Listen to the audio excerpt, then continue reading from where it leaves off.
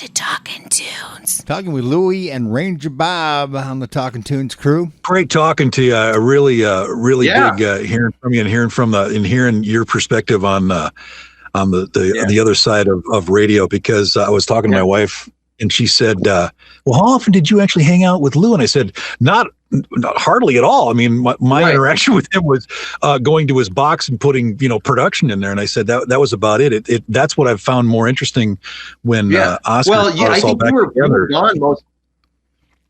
Yeah, by the time I came in, I think you were usually gone, because I was doing 7 to midnight, and I'd come in 6:30 and do some show prep, and whatever that was. Yeah. And so it was interesting because I kept thinking of all the stuff that we all did together, and then half the time you realize, well, we weren't all together. It was everybody had their own little worlds, and but it all sort of came together at that time. So yeah. And do you regret leaving when you did, or was that a good move? It was a good move. Okay. I'd been looking for something to do for a while, and whoever was, I can't remember, Rick, somebody, the program director, he helped me make that choice. So real fast. Oh, really? Oh yeah. And was that Jim Richards? Maybe that's what it was. Maybe that's what it was. But the funny thing is, he canned me, and I ended up going. They canned him, and then they hired me back. I mean, that's radio, man. Yeah, well, at MUS, I think I worked there 4 times. So yeah. But I mean, prior to leaving, my plan was I'm going to go back to school, and they started the PTA program at Baker College, and I was looking at doing it. And it's like, how am I going to make this work? And it worked out actually pretty good. So you didn't leave; you were let go. I was let go. Yeah. Oh, no kidding! God, man, I didn't even realize that. Yep. Holy smoke! Was there a reason? There was an excuse for it. He brought in one of his own guys. Oh, okay. I can't remember where, but I remember the reason being I used to do the top 5 at 5, I think it was. Oh, and whatever song it was rotated again like an hour and a half later after the top 5 at 5. Which, I mean that's not a reason, but that's what he did. Yeah. So I mean, he was just looking for an excuse to bring one of his guys. Okay. Whatever. I didn't care. Right. Fred Tascone, that name. He fired me twice. So so I know about that. But it was because he said I was playing elevator music, and he said I sounded too dead. It's like, because I hate the freaking music I'm playing. But right. But there's one time though, MUS, my very first time at MUS, I was working overnights. It was 1990, and I was doing the overnights there. That's when I left Sunny FM. And I was working there for almost a year. I think I was there for a year. And Mark Dixon comes into me and he says, well, the only thing we got for you right now is the Running Maddie, the religious show, over there. And I said, why? What did I do? And he says, you didn't do anything, but Walt Love, Chris Roberts and Peg Daniels are coming back, and Walt needs a place to be on the air. And it's like, well, what did I do? So they had to give Walt a place to put on the air, and they got rid of me for that. But he got me a job at LCS after that, so that was cool. LCS, There's an old saying: you haven't been in radio till you've been fired at least once. Yeah, at least once. Yeah, I can match that many times. See, Ranger Bob knows nothing about that because he's never really been fired. It's his first time fired, isn't it? First time let go. Yeah, it's first time, and I guess it's fired, but I guess it's not, because the difference there is that they just got rid of the position. Right, and so I for anybody who's ever gone through that, I still am trying to figure out, I'm still trying to recover from that.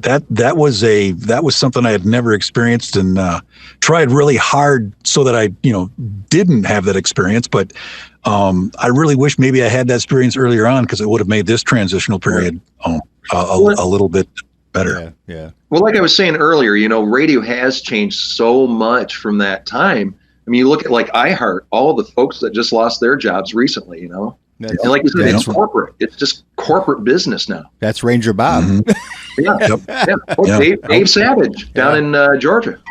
Yeah. Dave got what he got. That was a couple of years ago. In fact, I actually work with him now, kind of on a part-time basis. He's working for a company called Benstown, who they started out doing radio imaging for radio stations, and you could, if you were a program director, you could get imaging or a voice person and then just do it on barter.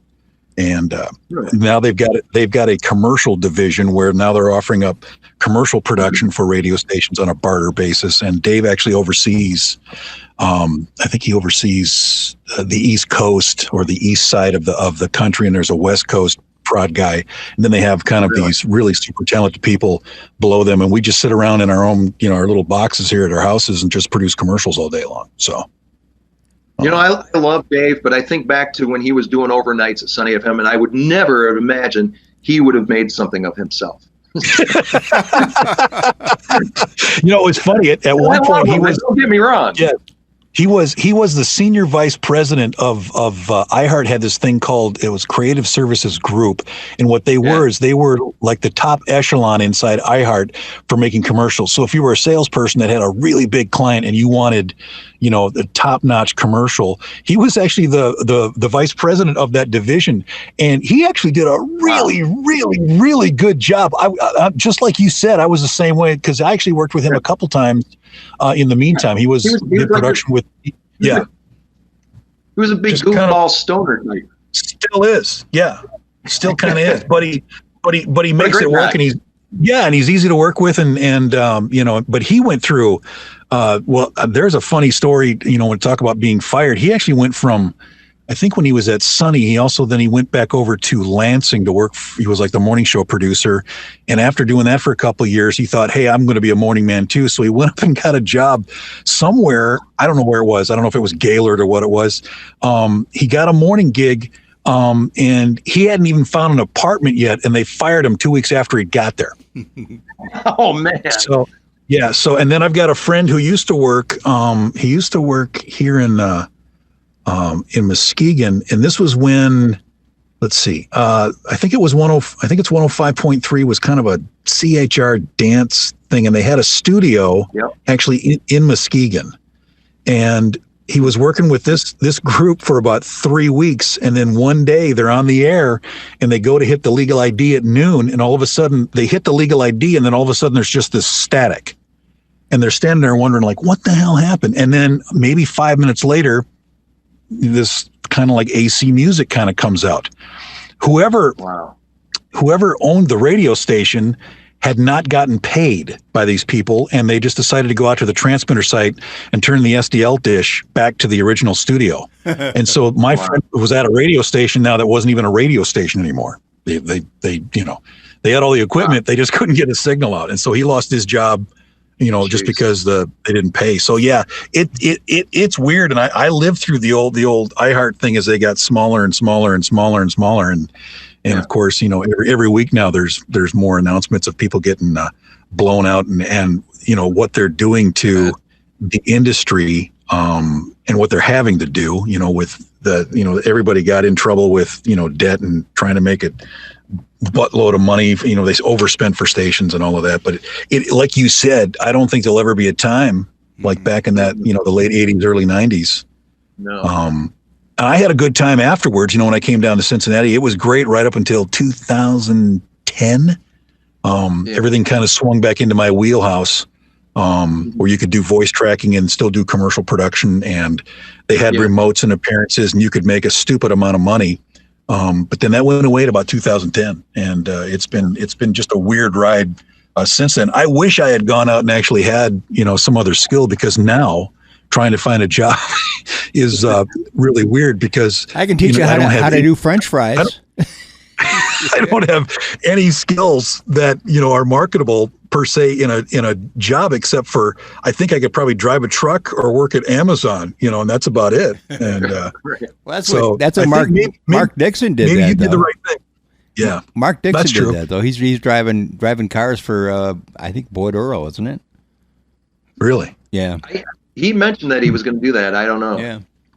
I mean, and then he was going to do some voiceover work too. Yeah, he was talking to Ranger Bob about that, about setting up. He's got my Porta studio at his house. Yeah, well, hopefully it didn't go underwater with his basement. So yeah. He said that actually it was fine. Okay, good. But yeah, it was fun while it lasted. That's for sure. It was the best. Yeah. I mean, like I say, when I told Ranger Bob about this, but when I worked at LCS and the Eagle, Bob Bolton was there, and I was like I did the talk and tune show just on Saturday with the guys, but the rest of the time I did sales, and I did really well in sales because I had just left KBZ where I did a morning talk show on the AM side. And so I knew everybody because, when you're doing a talk show, you have everybody in town on your show. So, so I knew everybody. So I was selling then, and I did really well in sales. But I was also considered one of the top trade guys. So I traded everywhere. I had always had brand new shoes, always had every bar that I could go to from drink for free and got all my kids' clothes. Of course, we had the movie passes, we go to the movies all the time.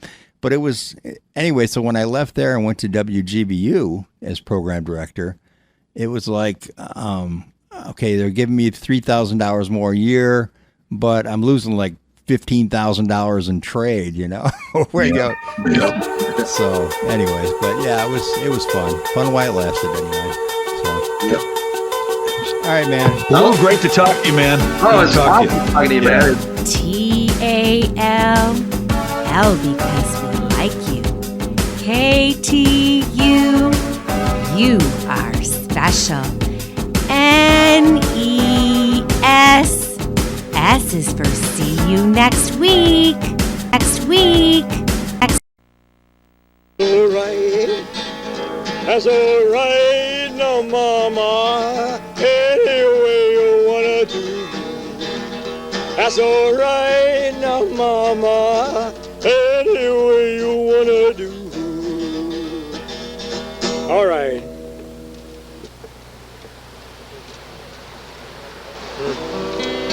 Hello, this is Elvis T, LVTV. Your cheating heart will make you weep. You'll cry and cry and try to sleep, but sleep won't come the whole night through. Your cheating heart will tell on you when tears come down like falling rain. You toss around and call my name. You walk the floor away I do. Your cheating heart will tell on you. Your cheating heart will tell on you. Thank you very much.